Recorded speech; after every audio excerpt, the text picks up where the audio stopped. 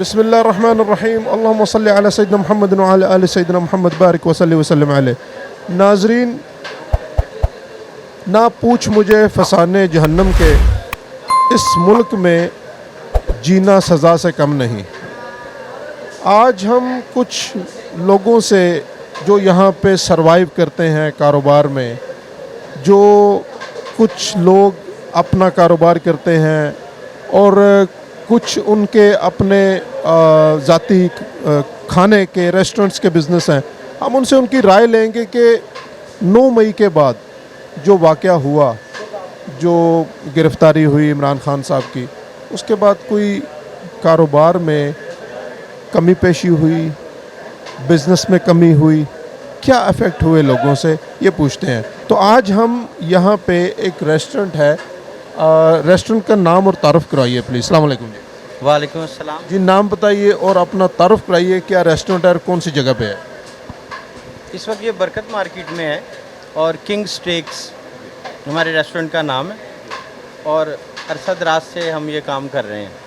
تو آپ کا جو سوال ہے 9 مئی کے حوالے سے کہ کیا افیکٹ ہوا ہے، اس میں دیکھیں جو ہمارے ملک کے حالات ہیں، اس حالات کی بنا پہ مطلب اگر کوئی چیز نہیں بھی افیکٹ ہوتی نا، تو ہمارے ہاں ایک مصنوعی کرائسس آ جاتا ہے۔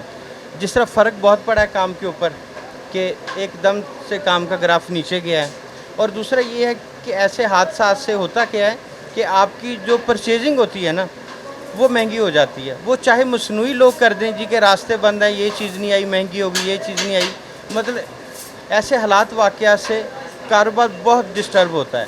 اچھا، میں سوری نام بھول گیا، نام بتائیے۔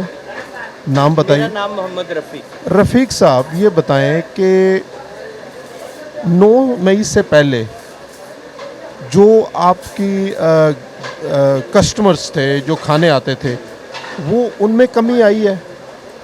جی بالکل کمی آئی ہے، اور ایک پینک سا ماحول ہو گیا کہ لوگوں میں نا ایک خوف و ہراس ہو گیا۔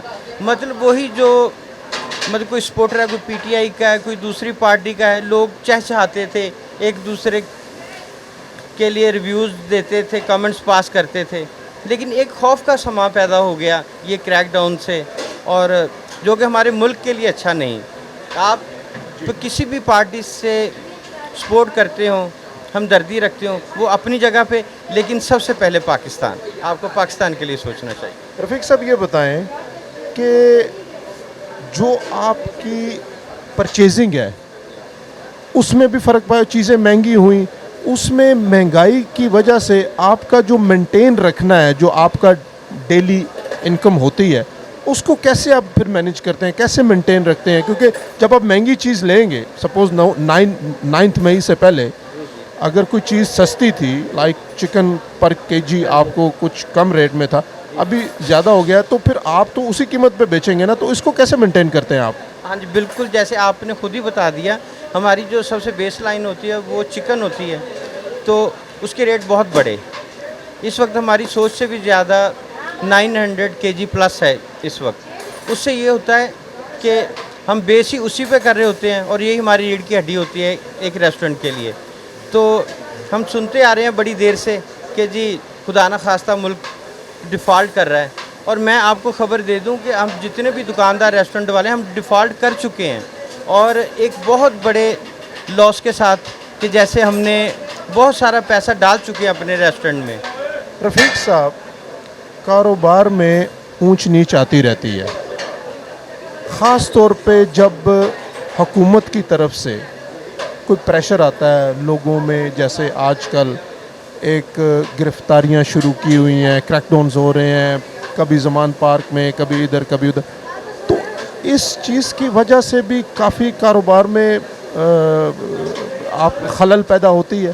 ہاں جی، اس سے کافی نہیں، بہت زیادہ، مطلب یہ ہے کہ آپ کا 25 to 30% جو بزنس ہے نا، وہ اس واقعے کے بعد ایک دم سے گر گیا، اور اتنا فرق پڑ جائے گا تو ہم سروائیو نہیں کر پاتے، اور بہت فرق پڑا ہے ایسے حادثات سے۔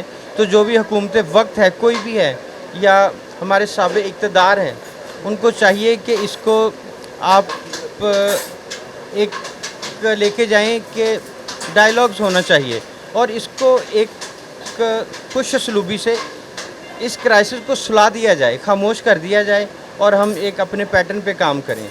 नाज़रीन, जैसा कि रफ़ी साहब ने फरमाया कि जो परचेजिंग ये करते हैं वो महंगी हो जाती है, फिर कस्टमर को उनको उसी कीमत पर बेचनी पड़ती है। आप हुकूमत से क्या गुजारिश करेंगे कि इन मसाइल को, क्योंकि आपने जब कारोबार करना है ज़ाहिर है आपने भी अपना घर चलाना है, जब घर चलाएंगे तो आपकी अगर यहीं से सारा कुछ निकाल के आप रेंट दे देंगे या चीज़ें ख़रीद लेंगे तो फिर घर का निज़ाम चलना। इस वजह से आप हुकूमत को क्या पैगाम देना चाहेंगे कि आप लोगों के लिए ऐसी कोई सिस्टम ऑर्गेनाइज़ करें जिससे आप लोग इफ़ेक्ट ना हो? हाँ जी, नहीं जी, सबसे पहले देखिए आपने हुकूमत से कहा, तो हुकूमत के साथ ही तो मामलात हैं। कता ताल्लुक इससे कि आप किस पार्टी को सपोर्ट करते हैं।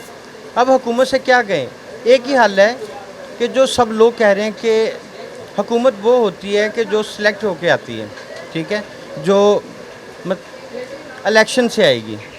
मैं आम सा आदमी हूँ और मैं समझता हूँ कि मुल्क में जल्दी से जल्दी इलेक्शन होना चाहिए। ये साबिक़ इक़्तिदार जितने भी हैं इनको सोचना चाहिए और जल्दी से जल्दी इलेक्शन होना चाहिए।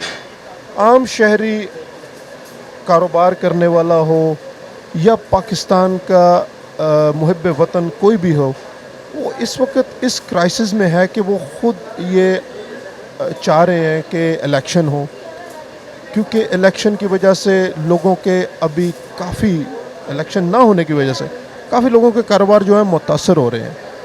तो हमारी ये दुआ है कि आपका कारोबार अच्छा चले और आपके जो कस्टमर्स हैं वो बढ़ें और आपके लिए अल्लाह सुब्हान व तआला आसानियाँ पैदा करे।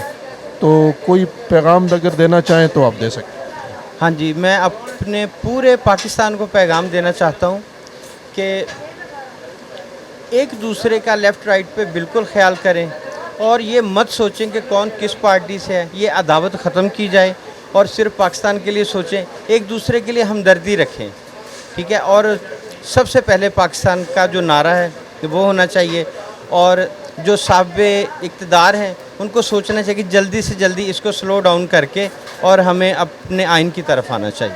बहुत शुक्रिया रफ़ीक साहब, आपसे आपके कारोबार के बारे में जान के खुशी तो नहीं हुई क्योंकि आप लोग मुतासर हैं, लेकिन हम दुआ करते हैं कि अल्लाह ताला आपके लिए आने वाले वक्तों में आसानियाँ पैदा करे और एक मुल्क और हुकूमत भी जो है वो सही समत पर जाए।